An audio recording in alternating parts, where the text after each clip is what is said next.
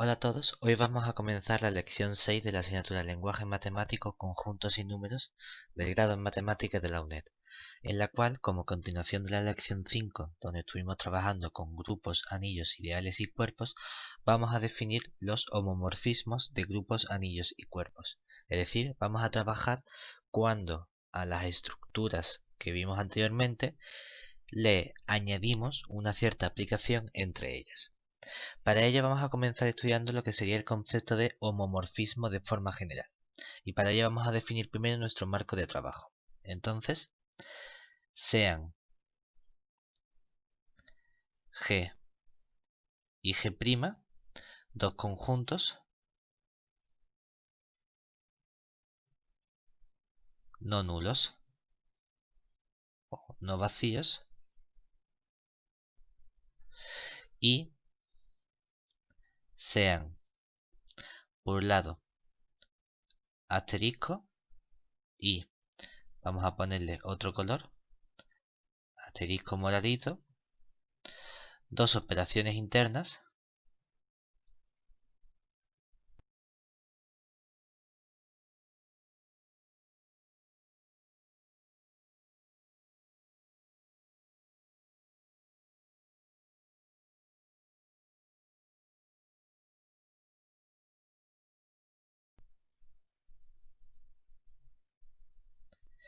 es decir,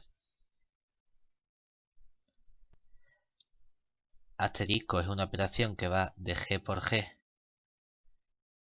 en G y asterisco moradito es una operación que va de G' por G' en G'. Entonces, una aplicación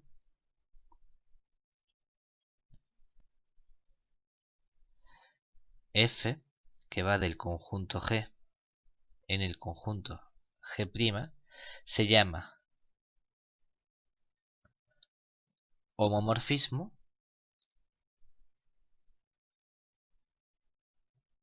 si se verifica que cuando hacemos F de un elemento G⁴ asterisco con el elemento G⁴, eso es lo mismo que hacer F de la imagen G⁴, F de la imagen G⁴, y como estos dos elementos son elementos de G', ahí tengo que definir la operación correspondiente a G', que es la operación con el asterisco moradito. Y eso tiene que ocurrir para todo G⁴ y G⁴ perteneciente a G. ¿De acuerdo? Esto va a ser un homomorfismo. Además,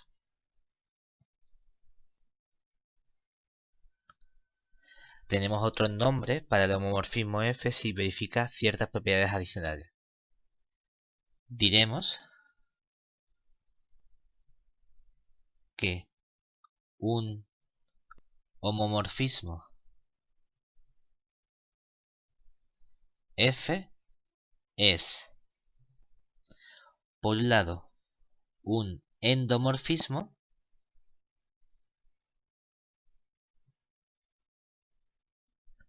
si el conjunto G y el conjunto G' son iguales y además la operación del conjunto G y la operación del conjunto G' también coinciden entre sí. Por otro lado, hablaremos de isomorfismo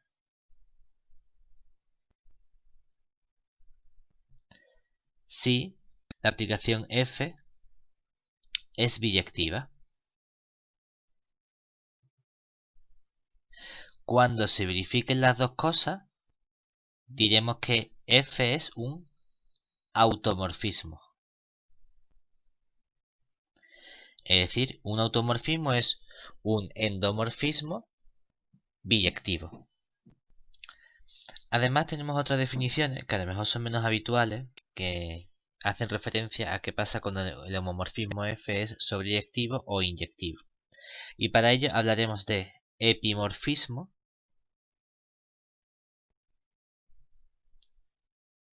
si F es sobreyectiva. Y tendremos un monomorfismo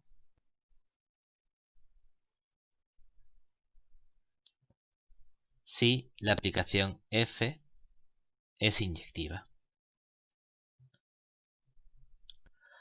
Por lo tanto, lo que estamos viendo aquí es que un homomorfismo es simplemente una aplicación entre conjuntos, pero ahora a los conjuntos le vamos a ir añadiendo cosas adicionales.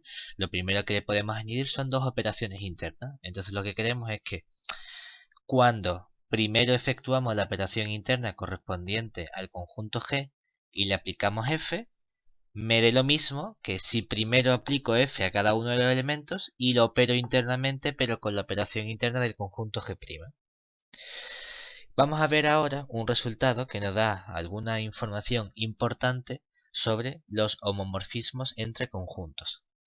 Y para ello tenemos el siguiente resultado, que es una proposición.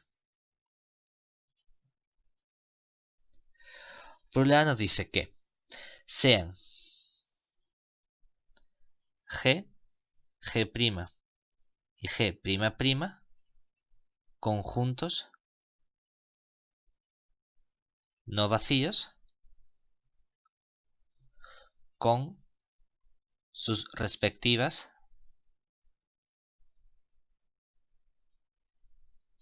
operaciones internas.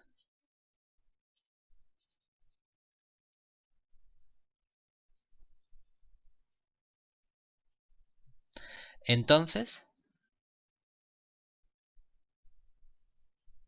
se verifican las siguientes propiedades. Por un lado, tenemos que si F que va de G en G' es un homomorfismo,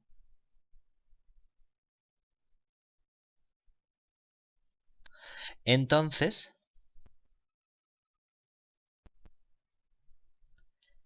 la operación interna definida en el conjunto G' también es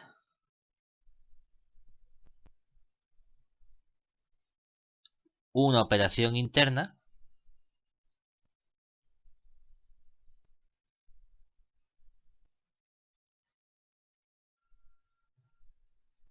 del conjunto imagen de G. ¿De acuerdo? Es decir, sobre el conjunto imagen a través de F del conjunto G, también tengo una operación interna. Además, si F es una aplicación que va de G en G' y G es una aplicación que va de G' en G',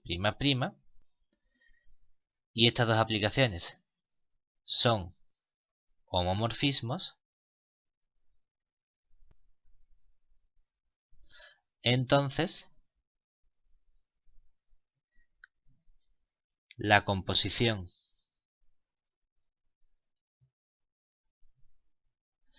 de F con G, que va del conjunto G en el conjunto G', también es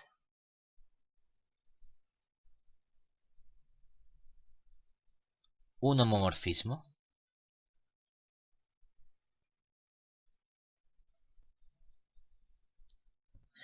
Y por último, si a mi aplicación F le exijo que sea biyectiva, es decir, si F que va de G en el conjunto G' es un isomorfismo, es decir, un homomorfismo biyectivo,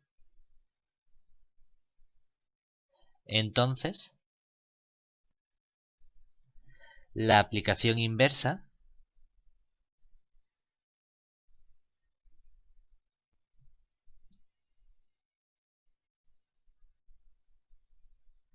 F a la menos 1 que va del conjunto G' en el conjunto G también es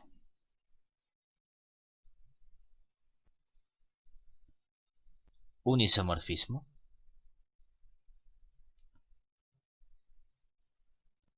Muy bien, esto es lo primero que nos permite trabajar como homomorfismos. Pero nosotros lo que tenemos que ver es que cuando estábamos trabajando con conjuntos podíamos definir aplicaciones entre conjuntos.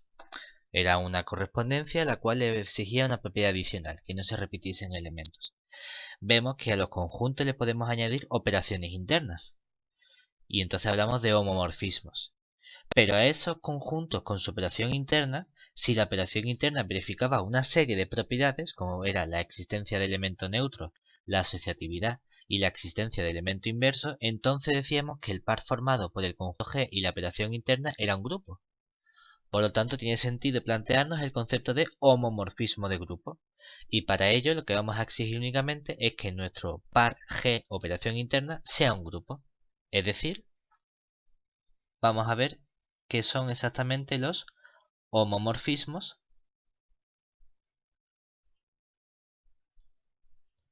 de grupos.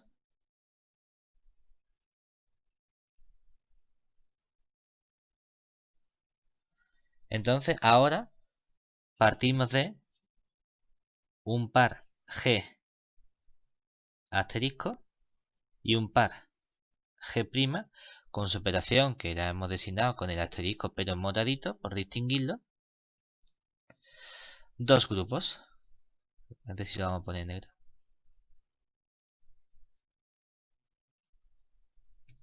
Entonces, diremos que f que va de G en G' es un homomorfismo pero de grupos si verifica la misma propiedad que verificaba antes. Lo único que estamos añadiendo es las propiedades que debe verificar la propiedad interna. Pero a lo que yo le exijo a la función es lo mismo, es decir, que f de G1 asterisco con G2 con la operación interna tiene que ser lo mismo que si hago la operación interna entre las imágenes. Solo que entonces tengo la operación interna del grupo G'. Y esto tiene que ser cierto para todo G1 y G2 que yo coja del conjunto G. ¿De acuerdo? Además, si f que va de G en G' es un homomorfismo de grupos,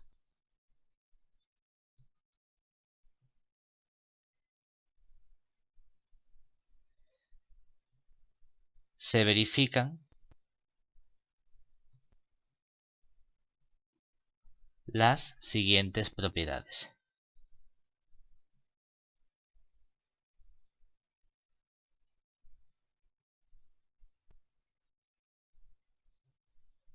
Por un lado, cuando yo calcule la imagen del elemento neutro del grupo G, eso me va a dar precisamente el elemento neutro del grupo G'.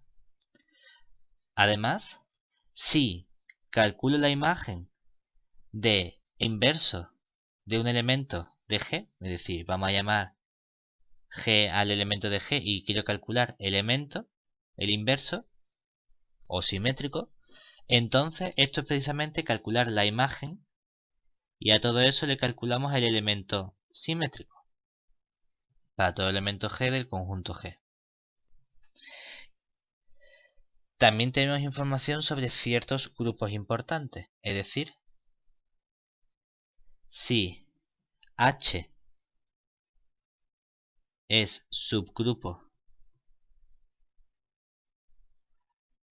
de G, entonces f de H, definido como el conjunto de los f de H minúscula, tales que H minúscula pertenece a H, es un subgrupo de G'. Y por último, si H' es un subgrupo de G', entonces la antiimagen de ese conjunto H', que está definido como los elementos G del conjunto G, tales que f de G pertenece a H', ponerle mejor H', para que se vea bien, que la imagen está en el conjunto H' que ponemos aquí dentro, es un subgrupo de G. Esos son varias propiedades importantes que, por un lado, nos dicen que los homomorfismos llevan el elemento neutro de un grupo en el elemento neutro de otro grupo, que calcular la imagen del elemento simétrico es el elemento simétrico de la imagen, y que además que cuando calculamos el conjunto de las imágenes, eso es un subgrupo, o que cuando calculamos el conjunto de las antiimágenes, eso también es un subgrupo. Y esto lleva precisamente al estudio de dos subgrupos muy característicos relacionados por un lado con la imagen y con la antiimagen, que van a ser lo que llamamos imagen y núcleo de un homomorfismo. Entonces vamos a estudiar ahora conjunto imagen y núcleo.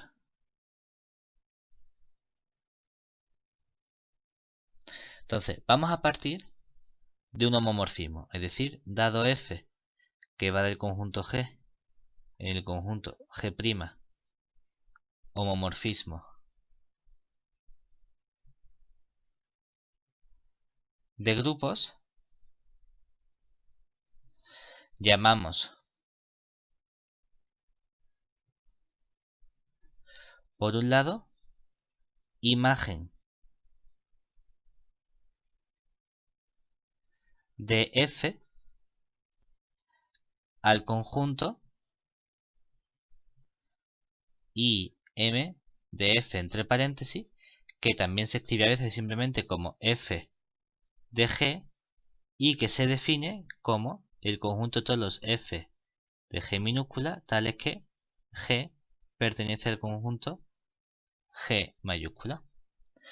Y hablaremos del núcleo de f como el conjunto que denotaremos ker de f, de kernel, que es núcleo en alemán, que también se escribe muchas veces como f a la menos 1, precisamente del conjunto formado por el elemento neutro del conjunto G', y que se define precisamente como todos los elementos G del conjunto G, tales que al hacerle la imagen me da el elemento neutro del conjunto o del grupo G'.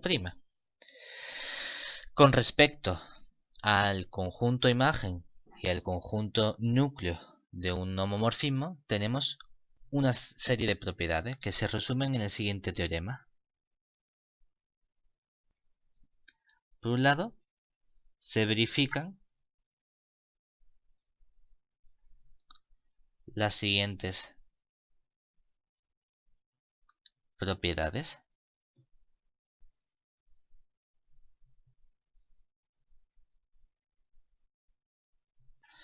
Primero, tenemos que el conjunto imagen de f es un subgrupo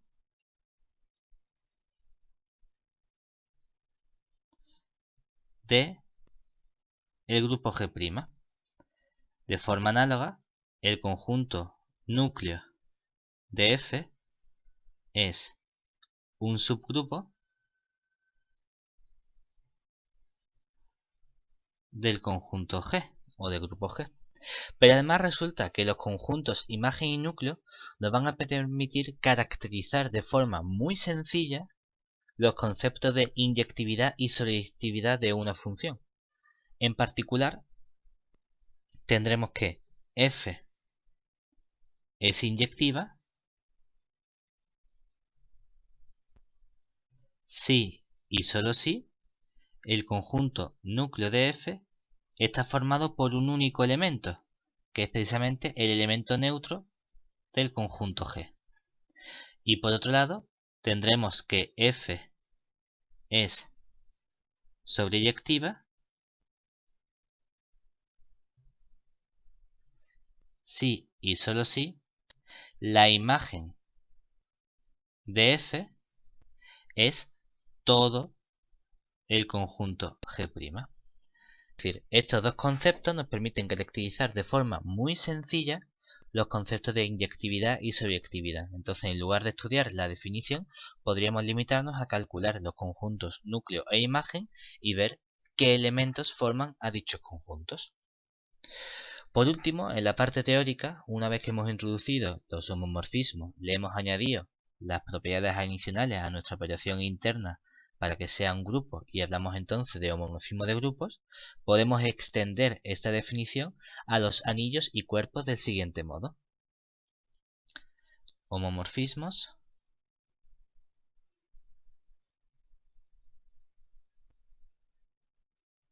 de anillos y cuerpos. Entonces ahora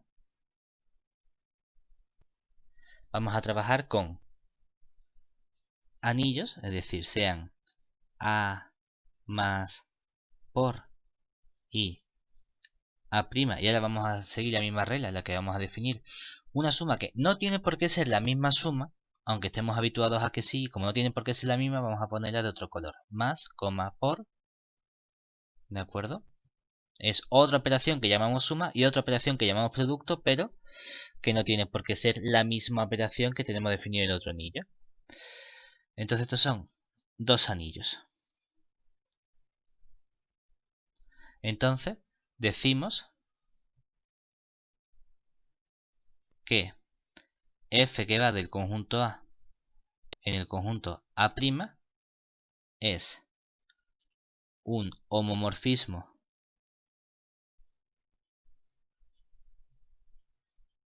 de anillos si, ahora como tenemos dos operaciones internas, una suma y otro producto, voy a tener que ver que signifiquen dos propiedades, una sobre la suma y otra sobre el producto. Por un lado, que cuando haga f de un elemento A más un elemento B, eso me dé lo mismo que f del elemento A y la suma del elemento B, pero con la suma del conjunto A', es decir, la suma morada.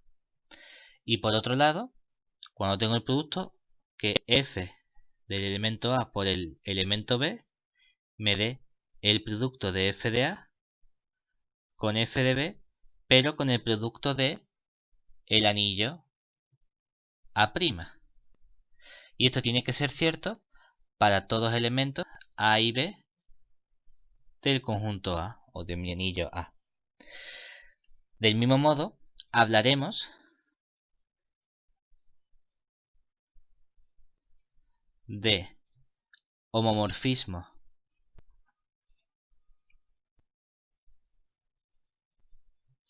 de cuerpos si A más por y A ahora con la suma morada y el producto morado son cuerpos y se verifican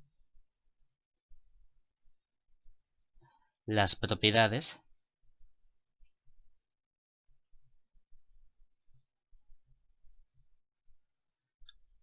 uno y dos anteriores.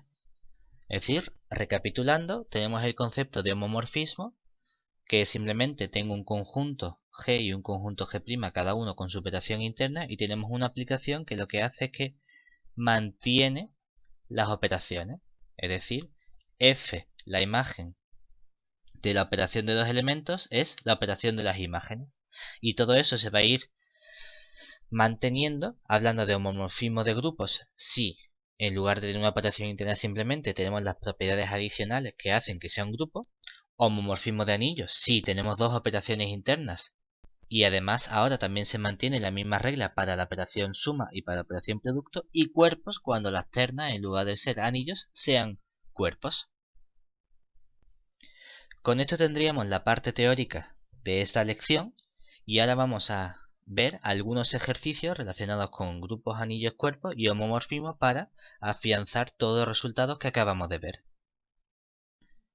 Los ejercicios que vamos a ver ahora no son ejercicios del libro, sino que son ejercicios que yo tengo seleccionados de cuando estudié la carrera.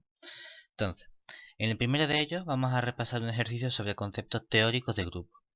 Nos van a pedir, dado un grupo G, probar que son equivalentes las tres afirmaciones. Por un lado, que el grupo G sea abeliano. Por otro lado, que al multiplicar el elemento AB por sí mismo me da lo mismo que A cuadrado por B cuadrado. Y por otro lado, esta explicación sobre los inversos. Cuando queremos ver que son equivalentes, lo que queremos hacer es, en cierto modo, ver que podemos llegar de una proposición cualquiera a otra cualquiera.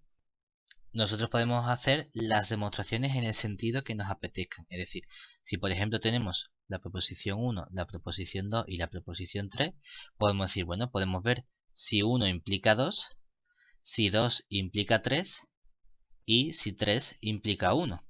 Eso sería una posible opción. O podríamos ver también si 1 implica 3, si 3 implica 2 y si 2 implica 1. O podríamos añadir si y solo si en algún sitio. Es decir, lo único que queremos ser capaces de demostrar es que podemos llegar de cualquier proposición a cualquier otra. ¿Cuántas cosas que demostremos o en qué orden lo hagamos o que nos resulte más sencillo? No nos afecta. Entonces, por un lado, vamos a comenzar. La propiedad de ser abeliano es una propiedad fuerte, entonces vamos a empezar probando que 1 implica 2. Entonces, ¿qué sabemos aquí? Partimos de que G es abeliano. Es decir, cuando tenemos A, y como aquí no nos han puesto ninguna operación entre A y B, estamos entendiendo que la operación multiplicativa, que A por B es lo mismo que B por A para todos A y B del grupo G. Pero entonces, cuando nosotros calculamos AB al cuadrado, no nos equivoquemos, esto no es A cuadrado B cuadrado, esto es formalmente el elemento AB, lo multiplico por el elemento AB. Pero claro, ahora si me fijo en esta parte de aquí en medio, aquí tengo B por A. Y como el grupo es abeliano, yo puedo decir que B por A es lo mismo que A por B. Luego esto lo puedo escribir como A que multiplica a A por B y que multiplica B. Y entonces esto me queda precisamente A cuadrado por B cuadrado para todos A y B del grupo G. Y entonces tenemos precisamente que es la segunda propiedad. Es decir, si uno es cierto, somos capaces de demostrar 2. Muy bien, ya tenemos una primera implicación. Vamos a continuar y vamos a ver, por ejemplo, ahora que 2 implica 3. Es decir, ahora vamos a ver 2 implica 3. Entonces, ahora partimos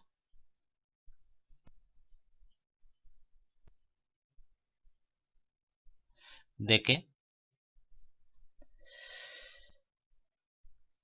el elemento AB cuadrado es lo mismo que A cuadrado por B cuadrado para todo A y B perteneciente a G.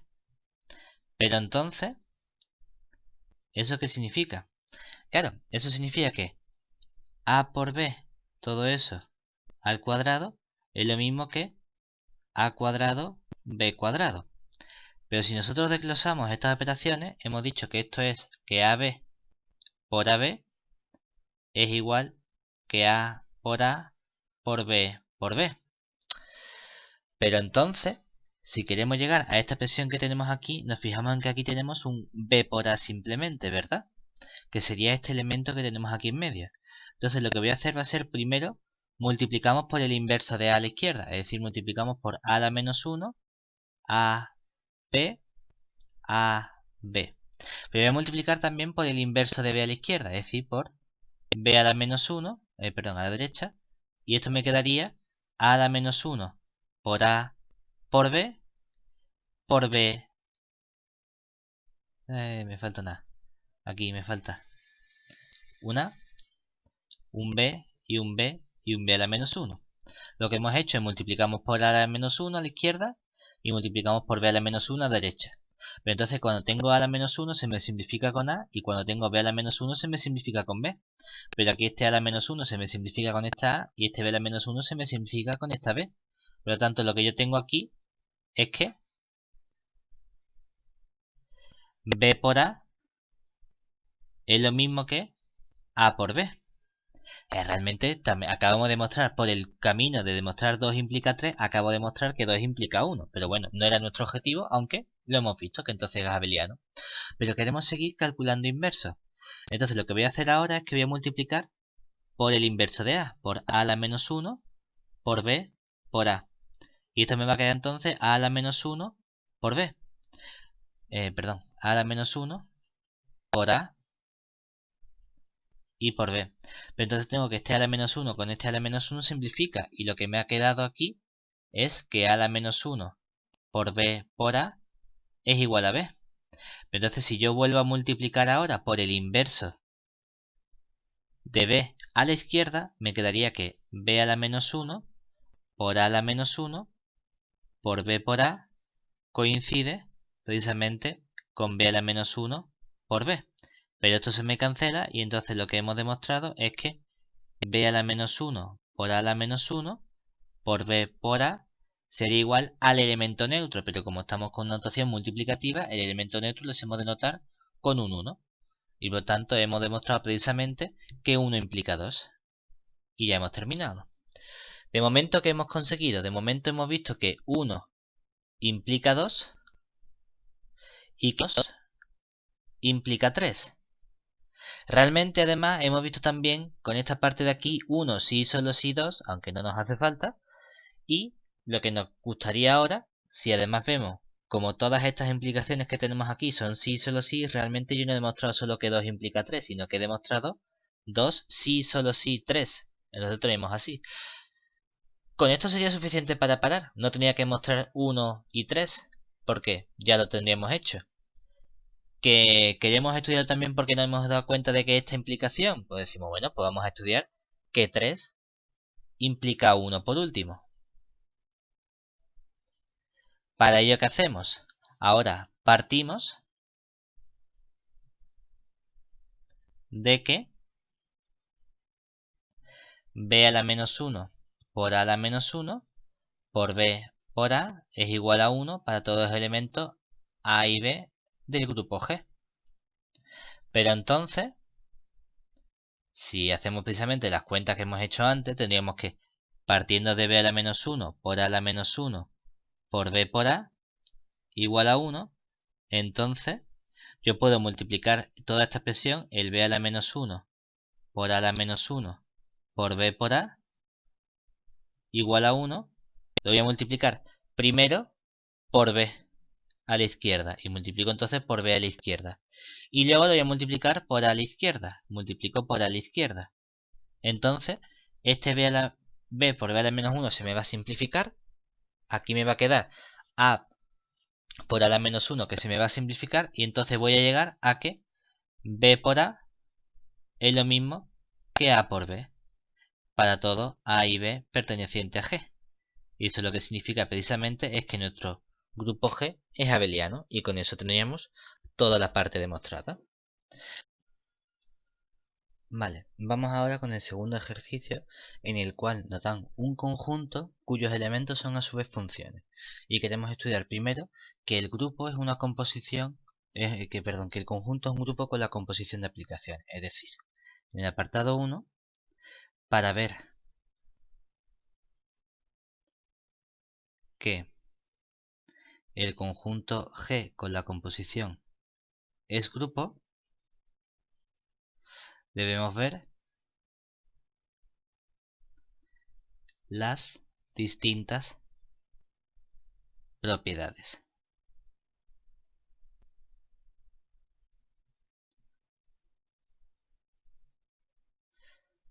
Pero primero vamos a ver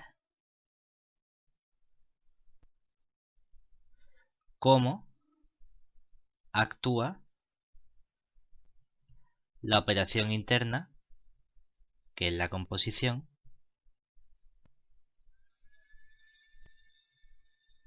en nuestro conjunto.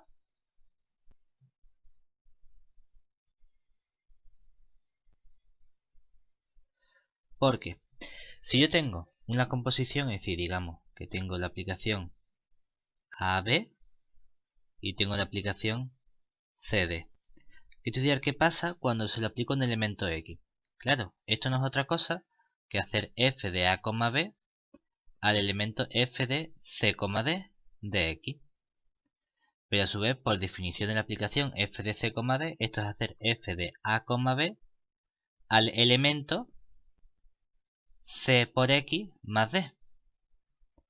Pero a su vez, eso resulta que es coger el elemento A y multiplicarlo por todo Cx más D y a todo eso sumarle B. Es decir, esto nos da precisamente, cuando desarrolle el paréntesis, que esto sería A por C por X más A por D más B. Que es lo mismo que tomar la aplicación F, pero del elemento A por C, coma, A por D más B en el término X. Es decir, que cuando hago la composición de dos aplicaciones, me da un nuevo elemento del conjunto, es decir, una operación interna. Lo que pasa que el término que va a multiplicar a la X va a ser el producto de los dos primeros, y el término que va a multiplicar o que va a ir como término independiente es el producto del primero por el segundo más el segundo del primero. Por lo tanto, gracias a esto ya podemos empezar estudiando qué va a ocurrir con la asociatividad. Entonces, veamos las distintas propiedades.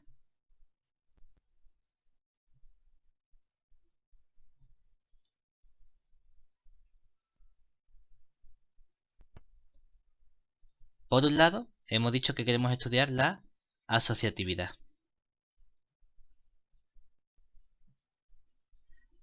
Y para ello vamos a calcular qué ocurre cuando hago la composición de f de A1, B1 con la composición de f de A2, B2 y f de A3, B3. Primero desarrollo el paréntesis, entonces me quedaría f de A1, B1 compuesto con, y esto sería la composición. Hemos dicho que se multiplican los dos primeros elementos, es decir, aparece A2, A3 multiplicando, luego se multiplica el primero por el segundo, es decir, A2, B3, y se suma el segundo de aquí, f de A2. Ahora, cuando hacemos esta composición, en el primero aparecen los tres multiplicados, A1, A2, A3, coma, y ahora vendría el primero A1 multiplicado por el segundo, que sería A2, B3 más B2, y todo eso le sumo el segundo del primero, que sería B1. ¿Que queremos desarrollar esto? Pues podríamos escribirlo simplemente como A1, A2, B3 más A1, B2 más B1. Por otro lado,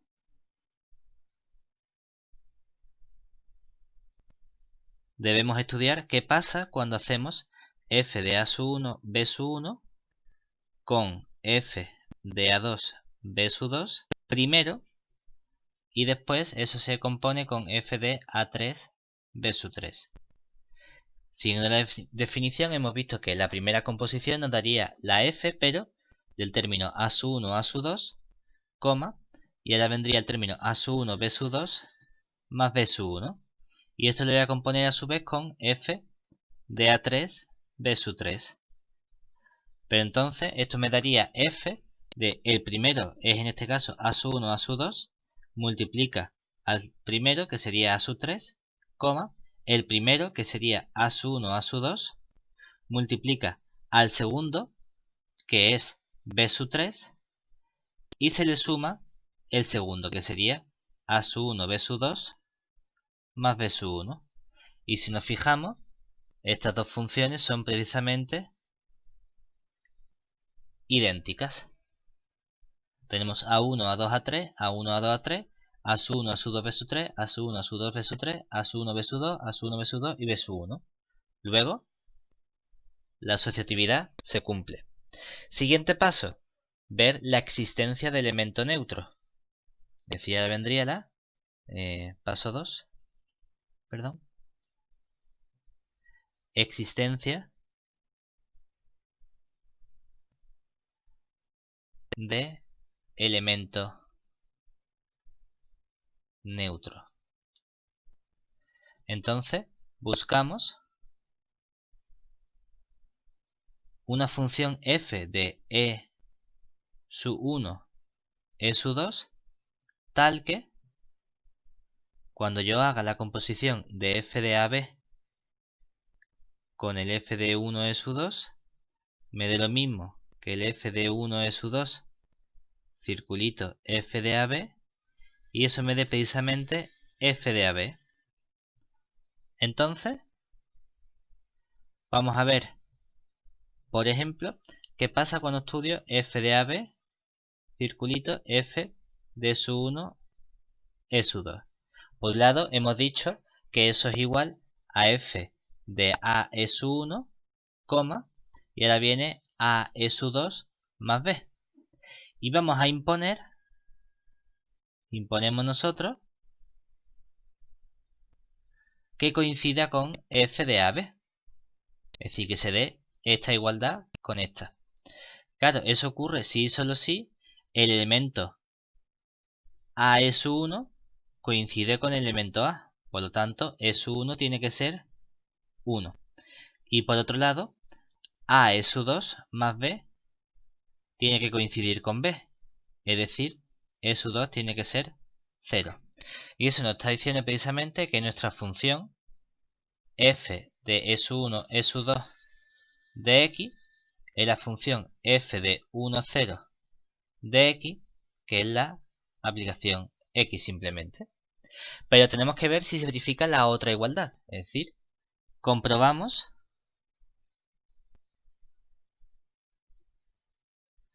que f de 1, 0 verifica la igualdad restante.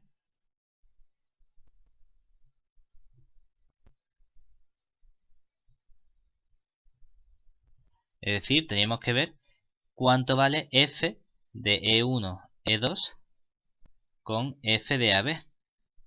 Pero como ya lo hemos calculado, tenemos que esto es f del 1, 0 compuesto circulito con el f de la B. Y esto me quería precisamente f de 1 por A, y ahora vendría 1 por B más 0, que sería precisamente f de A, B. Y entonces hemos demostrado que existe un elemento neutro. Muy bien. Siguiente paso. Y último paso para ver qué grupo. Existencia de elementos simétricos. Existencia de elementos simétricos. Entonces, dado f de A, B, buscamos un f de A', B', tal que cuando hagamos f de AB con el f de A', B', me dé lo mismo que al hacer f de A', B' con el f de AB, y esto me dé el elemento neutro que hemos obtenido antes, el f de E1, E2, que en este caso ya hemos calculado que era f del 1, 0. Entonces, estudiamos, por ejemplo, qué pasa con f de AB, circulito A', B'. Claro, sabemos que eso me tiene que dar, por definición de esta aplicación de la composición, f de A', AB' más B. Y eso tiene que ser igual a f de 1, 0. Entonces llegamos a la igualdad de que A por A' tiene que coincidir con 1, y como nos han dicho que en esta aplicación los elementos A son distintos de 0, puedo dividir entre 0 y decir que A' es igual a 1 partido por A. Por otro lado, A por B' más B tiene que ser igual a 0. Y de aquí deduzco que B' tiene que ser igual a menos B partido por A. Por lo tanto, la aplicación inversa o simétrica que estamos buscando, f de A'B', es precisamente f del término 1 partido por A, menos B partido por A. Pero debo comprobar la otra igualdad. Entonces, comprobamos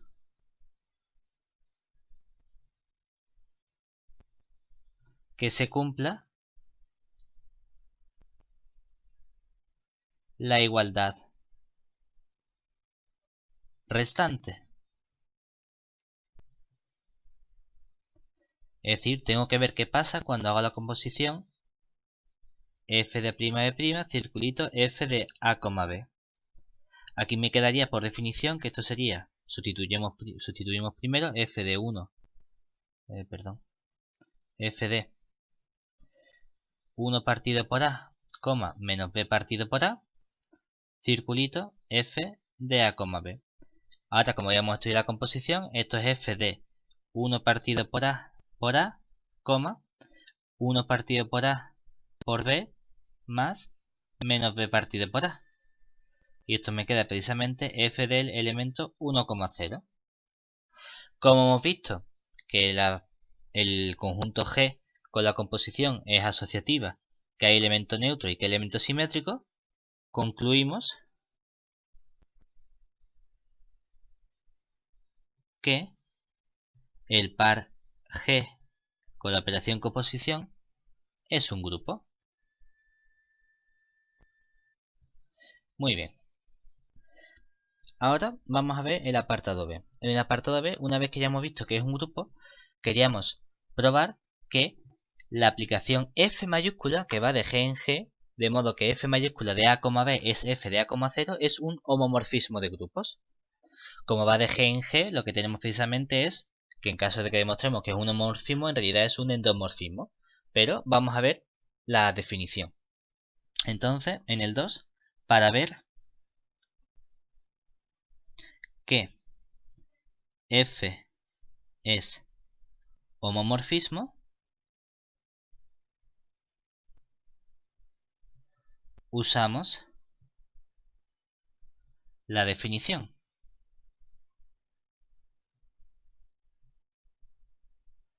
Por un lado vamos a calcular qué pasa con f mayúscula de la composición f de A1, B1 y f de A2, B2. Por un lado, si primero hago la composición, esto me queda f de A1, A2, A1, B2 más B1. Pero cuando le aplico f mayúscula a una función, lo único que hace es que mantiene el primer término igual, pero el segundo término lo hace cero. Es decir, esto va a ser simplemente f mayúscula de... va a ser simplemente la aplicación f de A1, A2, 0. Por otro lado,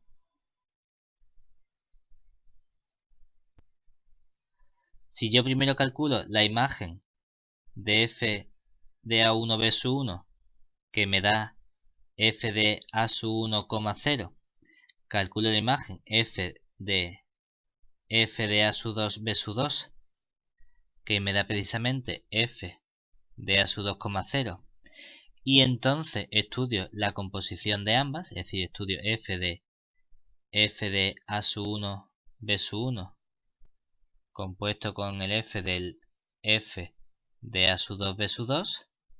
Esto en realidad es la composición. Aquí tendría la aplicación f de A1, 0 y aquí tendría la aplicación f de A2, 0. Y para la definición de la composición que hemos estudiado nosotros, que cómo quedan las aplicaciones, esto es precisamente f de A1, A2, y le vendría f de A1 por 0 más 0, que es precisamente f de A1, A2, 0. Y resulta entonces que ambas aplicaciones son iguales. Luego, tenemos que la F mayúscula es un homomorfismo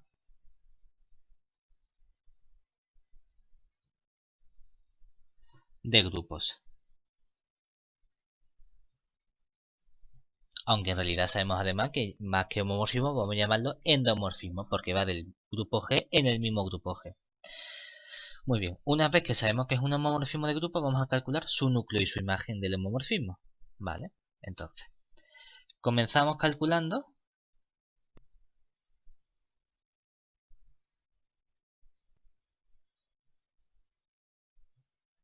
el núcleo de nuestra aplicación F mayúscula.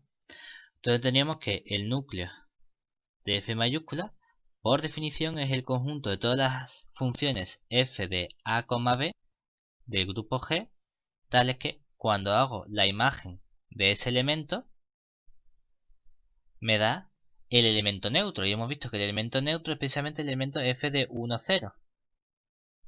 Claro, y para eso lo que tengo son las funciones f de a, b pertenecientes a G, tales que cuando hago f mayúscula de a, b, lo que me da es precisamente la función f de a, 0. Pero esa función debe coincidir con la función f de 1, 0. Y eso ocurre si y solo si la única restricción es que a tiene que valer 1. Por lo tanto, este núcleo es precisamente el conjunto de todas las funciones de la forma f de 1, b perteneciente a G, tal que la función b es libre. Como era a y b pertenecientes a R2, lo que tenemos que b puede ser cualquier elemento de R2. Cualquier elemento de R. En particular, aunque no lo pregunta, pero en particular tenemos que el núcleo de f mayúscula es distinto de la función f de 1, 0. Hay muchas más funciones. Está la función f de 1, 0, f de 1, 1, f de 1 pi. Por lo que f mayúscula, aunque es un homomorfismo de grupos, no es inyectiva.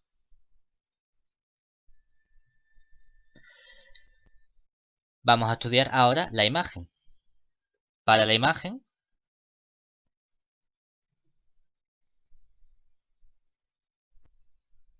tenemos que estudiar quién sería f, o bueno, vamos a ponerlo formalmente, hemos dicho que esto era imagen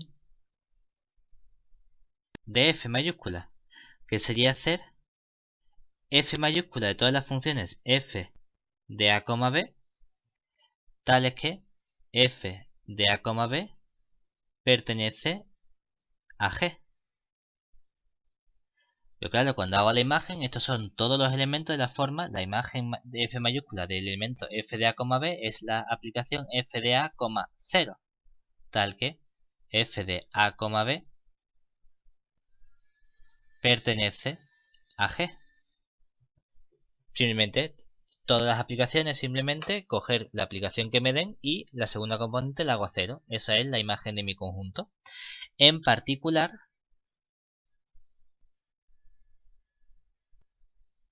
observamos que la imagen de f mayúscula es distinto del conjunto G, imagen, porque la función f de 1, 1, que es un elemento de G, no está en imagen de f mayúscula, por lo que la aplicación f mayúscula tampoco es sobreyectiva.